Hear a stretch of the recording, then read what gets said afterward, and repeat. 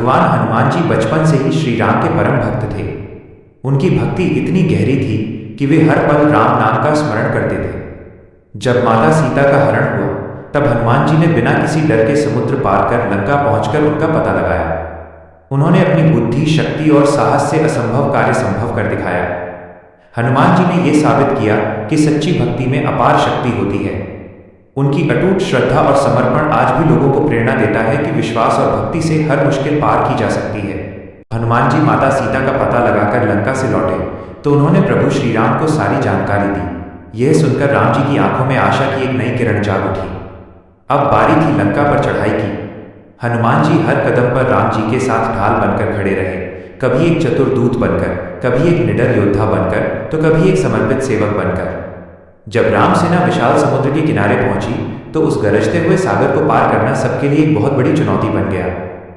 लेकिन हनुमान जी ने अपनी बातों और अपने आत्मविश्वास से सभी वानरों के भीतर उत्साह भर दिया। देखते ही देखते नल और नील की देखरेख में राम सेतु का निर्माण शुरू हुआ। हनुमान जी भारी भारी पत्थर लाने, पूरी सेना का मनोबल बढ़ाने और हर काम को बिजली की गति से पूरा कराने में सबसे आगे रहे। उनकी ऊर्जा को देखकर पूरी वानर सेना जोश से भर जाती थी।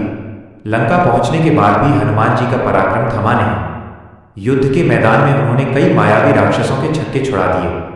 लेकिन एक समय ऐसा आया जब पूरा वातावरण शोक में डूब गया। मेघनाद के एक शक्तिशाली वार से लक्ष्मण जी मूर्छित हो गए।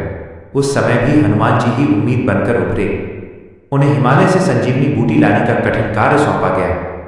हनुमान जी पलक झपकते ही आकाश में उड़ चले।